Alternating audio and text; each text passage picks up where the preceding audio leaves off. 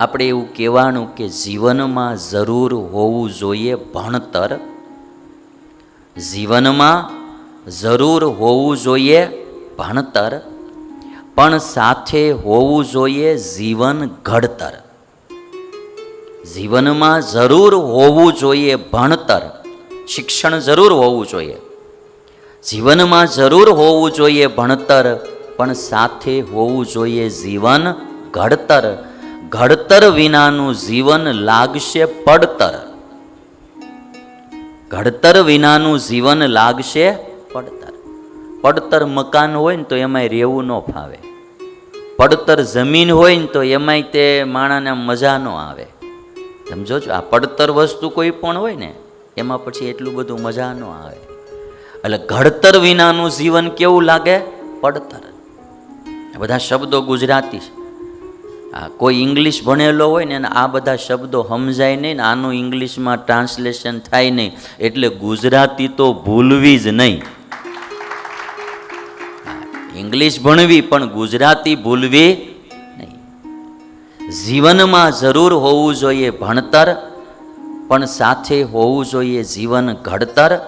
ઘડતર વિનાનું જીવન લાગશે પડતર.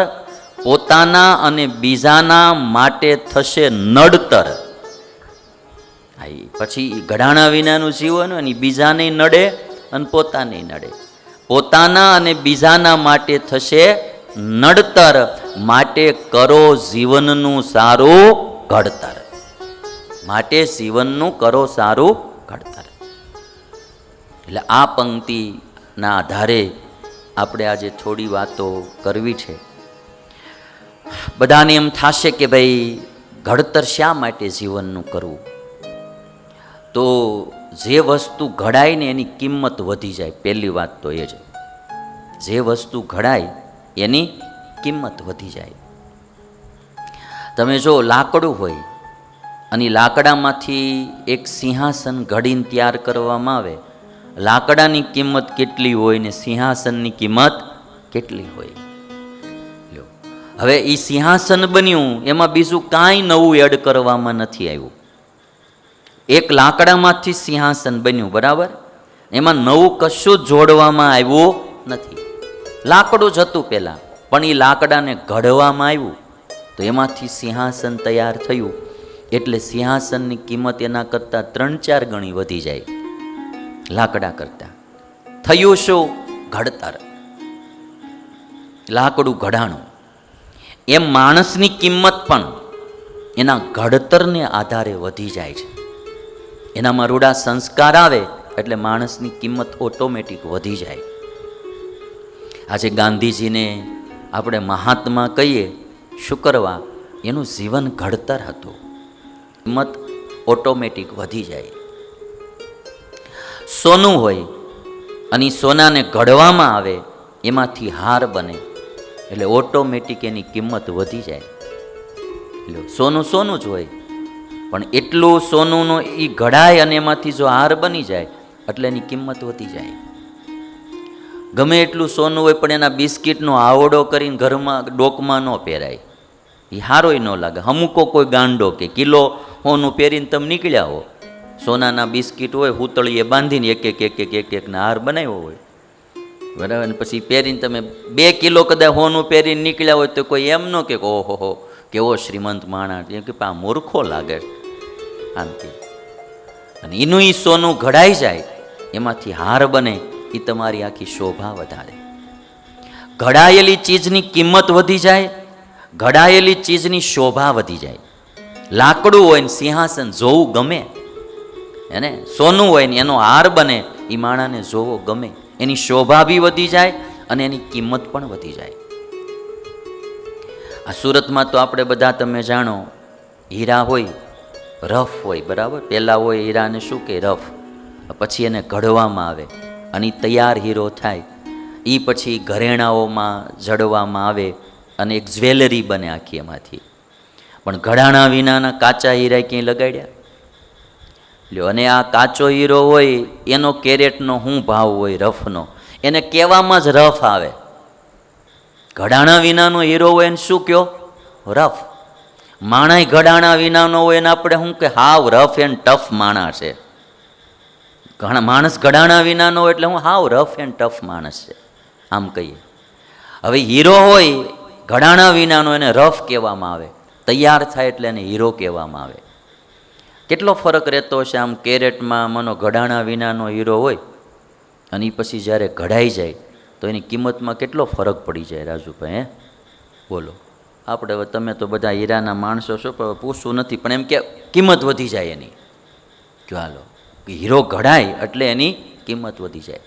ઘડતરમાં બે ચીજ છે, વસ્તુ ઘડાય એટલે એની કિંમત વધી જાય અને વસ્તુ ઘડાય એટલે એની શોભા વધી જાય. એમ માણસનું જીવન ઘડાય કેતા સંસ્કારી બને એટલે એની કિંમત વધી જાય અને એની શોભા પણ વધી જાય. આ બે ચીજ એની વધી જાય. અને ઘડતરની ચીજ કેટલી છે તમને હું કહું. માટી હોય, તમારા બૂટ ચપ્પલ હારે ચોટીને આવે તમારી ઘરે તો એ પગથિયા સુધી જ આવી શકે, બરાબર. પણ એની માટી જો તાવડી બનીને તમારા ઘરમાં આવે ને તો રહોડા સુધી જાય.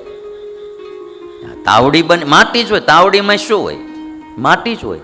પણ એ માટી જો તાવડી બનીને આવે, ઘડાઈને આવે તો રસોડા સુધી જાય.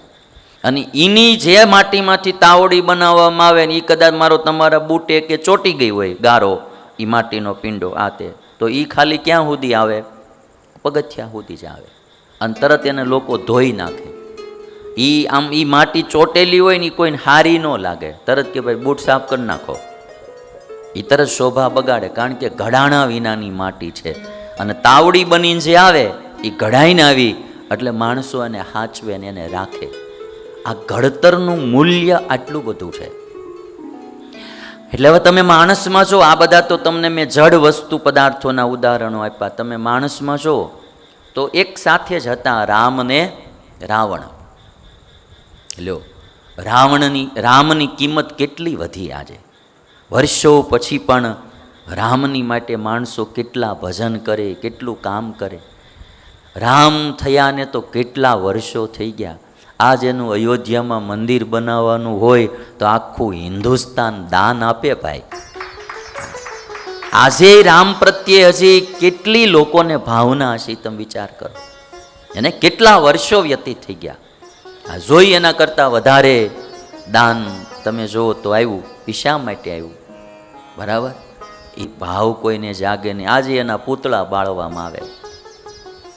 ઘડતર અને અણઘડ, સંસ્કારી અને કુસંસ્કારી માણસમાં આટલો ફરક પડે.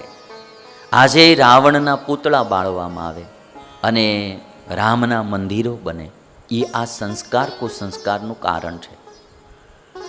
સામે કૃષ્ણ અને કંસ જોઈ લો, બે મામો ભાણીઓ જ હતા, પણ બેયના જીવનમાં જમીન આસમાનનો ફરક પડી ગયો. આજે હજારો માણસોનો પ્રાણ કૃષ્ણ છે. આજે હું એમ કહું ને કે હજારો માણસોને આજીવિકા ભગવાન શ્રી કૃષ્ણ આપે છે. કોઈ એના કીર્તનો ગાઈને આજીવિકા મેળવે છે, કોઈ એની કથા કરીને આજીવિકા મેળવે છે, કોઈ રીતે એની પૂજા કરીને આજીવિકા મેળવે છે. આમ હાવ બમગોળાની વાત નહીં કરતો, પ્રેક્ટિકલી વાત તમને આ કરું. હજારો માણસો કૃષ્ણને આધારે, કૃષ્ણને કારણે આજીવિકા મેળવતા છે. ચાલો, હજારોને રોટલા પૂરા આજ ભગવાન કૃષ્ણ પૂરા પાડે છે. એનું જીવન એવું હતું. અને કંસના જીવનના આધારે કોને રોટલો મળે ભાઈ? કયો હાલો આખા કુળ ઉજાળી દીધા. તમે આમ જો, યદુકુળમાં કૃષ્ણ ભગવાન પ્રગટ થયા. આજ યદુકુળની કિંમત વધી જાય આખી. કોઈ બી યાદવ હોય તો એના ગર્વ થાય કે અમે કૃષ્ણના કુળના છીએ. ગર્વ થાય માણસને. રઘુકુળ, રામનું રઘુકુળ, માણસને એમ થાય કે અમે રઘુકુળના છે. ગર્વ થાય એને આખો. એ સંસ્કારનું કારણ છે.